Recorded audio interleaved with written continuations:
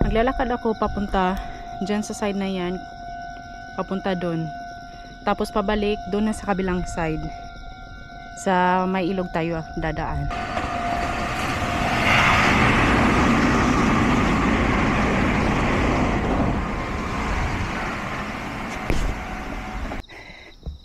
Good morning. Sunday, walking day. Kahapon naglakad din ako, pero sa kabilang side ako dumaan. Papunta din doon, same direction. Ngayon, binabaybay ko naman tong ito. Railroad. Daanan ng express train, tsaka daanan ng train. Yun. So, baybayan ko lang to, tapos iikutin ko lang. So, kahapon naglakad din ako, and good thing ngayon, yung hangin, presko siya, hindi siya ganun kainit, pero yung katawan ko, mainit siya kasi papalapit na yung dalaw ko. Kaya, kahapon, mag-isa lang din akong naglakad, and ngayon ako lang din kasi si Kayo natulog, and late na natulog, mga alas 5 na ng madaling araw. Siya pumunta ng kwarto. Ako alas 5 ako na nagising kasi nagising ako sa ingay ni Kayo. Kahapon naman, hindi siya gusto niya sumama, pero kahapon kasi is Friday night ng alas 9 siya nagising. Tapos hindi na siya natulog hanggang kinaumagahan. Tapos uminom siya ng 3 lata ng beer. And nagising na ako ng mga alas 4, madaling araw, hindi pa rin siya tulog. So gusto niya sumama sa akin para mag-walking. Hindi ko siya pinansin, nagalit ako kasi usapan namin na maglalakad kami ng 2 hours. Kahapon 2 hours pala akong naglakad. Ngayon 1 hour lang kasi late na akong nagising. So hindi ko siya sinama kahapon kasi delikado.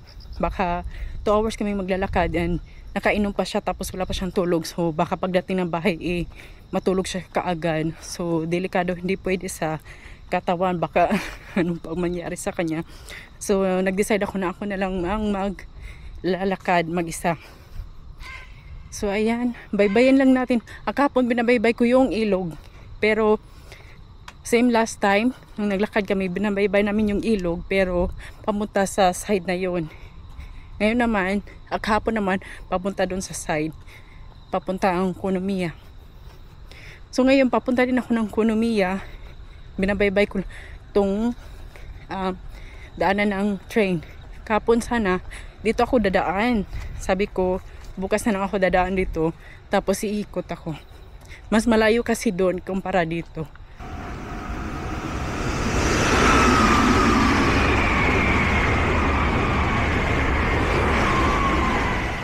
Araw na, ang sarap sa katawan nitong init. Mas maganda kasi na magpapaaraw ako kasi panggabi ngayon trabaho namin. So ngayon is mabilis na dumilim, tapos paglabas namin madilim pa rin kasi papatapos na yung summer.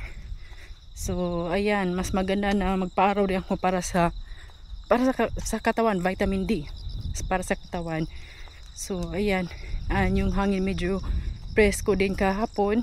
Sobrang presko ng hangin, medyo malamig siya kasi nung Friday umulan. So ayan nga, may masama akong balita. Binigyan ako or kami ng termination certificate. Termination paper. Kasi hanggang September, end of September na lang yung trabaho namin. Pero si Kayo fix naman siya. So okay lang sa kanya. And the good thing is, may maganda dito hindi ko alam. Ito, maganda siya. Ayan. Hindi ko lang kakapunta ako dyan. Try natin pumunta dyan. Picturean ko lang. So ayun nga, hanggang September na lang yung kaming mga part-timers. Hanggang September na lang kami, binigyan na kami ng termination letter. And medyo worried ako kasi si Kayo okay lang kasi fixed naman siya. So ako medyo worried ako kasi hindi pa ako, sa agency namin ngayon at sa company dyan, meron bakante sa pang-umaga kasi yung boss kasi namin hindi pa nag-confirm. Sinabihan na ng tanto siya namin na kung pwede papasok ako sa pang umaga kapag natapos na yung part-time. And hindi pa nag-confirm yung boss kasi masyadong maaga pa para mag-confirm kasi baka sa isip niya baka makahanap ako ng ibang trabaho kasi medyo matagal-tagal pa, meron pang 3 weeks. So kaya hindi pa siya nag-confirm. And yung tanto siya namin, yung agency namin, hindi sila muna naghanap ng ibang empleyado para dun sa pambabae na trabaho. So binakantihan muna nila, tapos yeah, baka ako yung papasok. May underground dito. May underground dito. Pasok tayo dito. Pasok tayo dito. Kahapon nakita ko may babaeng bumaba. Pero hindi ko naman, sabi ko may underground pala dito. Pero hindi ko naman nakita nung pumunta ako. Sabi ko, nagtaka ako. Saan ba yun? Dito. Papunta doon. Tsaka papunta doon. Katakot ito pag gabi. May ilaw naman. Yan. May mga ilaw. Naman dito. Pero ding isa pa doon. Okay. Yan. Ito naman daanan ng mga kotse. Ayan yung Konya Station. Yan. Dito yung train. May isang train. Meron din isang train na galing sa Nagoya.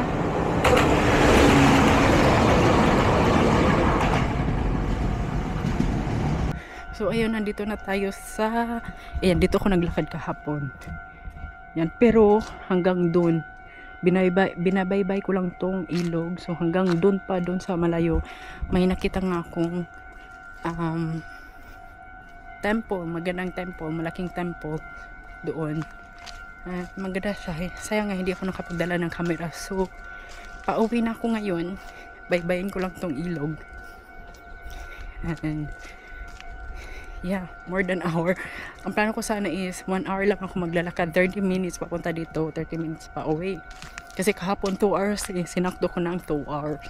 Ito ang kagandahan dito sa Japan kasi sa mga kalsada, meron siyang, mostly sa mga kalsada, meron siyang painted na green para sa pedestrian and sa bicycle. Kaya yung mga car hindi pwede dumaan dito. Kaya dito sa Japan, very safe siyang maglakad kahit busy yung daanan.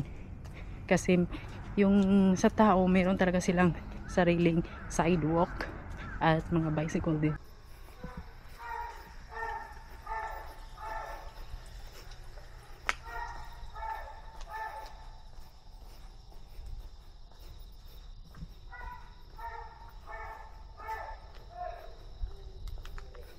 Narinig niyo yun? Yung aso tumatahol kahapon, tumatahol din siya. Yung ganitong oras din, nung pabalik ako ng bahay, nung pauwi na ako, hindi ko alam kung ano nangyari. And parang may tao naman kasi narinig kong may nagsasalita. So hindi ko alam kung ano nangyari sa aso na yan. Kawawa. And mas kawawa yung aso, pero kawawa din yung mga kapitbahay na nakatira doon kasi sobrang ingay.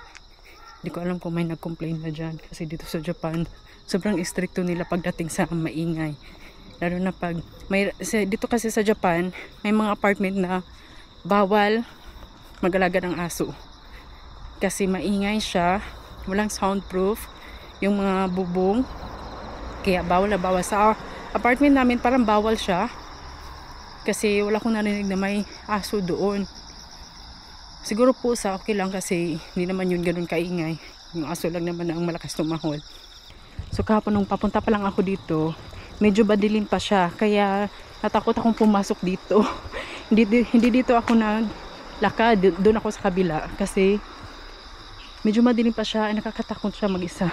Ito. Ayan, puro puno kasi. May maliit na temple dyan. Puro puno kasi dito. Nakakatakot siya. Ang inisip ko baka may ahas. Lalo na pag gabi sobrang dilim kasi walang ilaw. And kahapon nung pabalik ako dito ko dumaan yun dito nun kasi hindi na siya hindi siya madilim. Kain. Ayan, nagluto pala ako kanina ng pansit. Ayan, Kasi ito yung babaunin namin mamayang gabi. Tapos meron akong tinapay dito. Naglakad kanina, pero puro carbs ang kakainin ngayon. So, ang laki nitong bread. Bale, hinati ko lang siya. Ito yung kalahati niya. Mamayang gabi ay babaunin ko to. Ito tsaka pansit. Yan. Ako lang may isang kakain ngayon kasi si Kayo tulog pa. Mamaya pa yung kakain. Late na kasi siya natulog kanina. And mamaya din mga siguro alas 2, alas 3 matutulog din ako. Kasi ang aga kong nagising kanina, alas 5. So, ayan. Namiss ko to. Kain.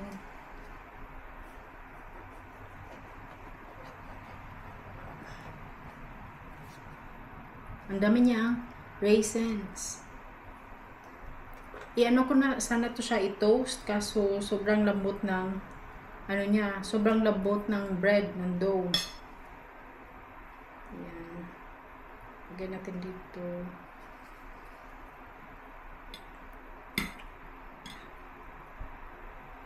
Ayan siya. Nahulog yung pasas.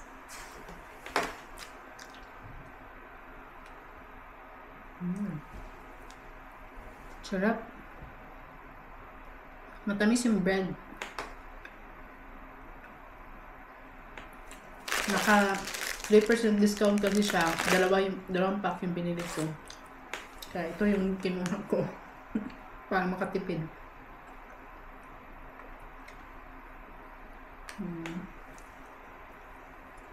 Kain na muna ako.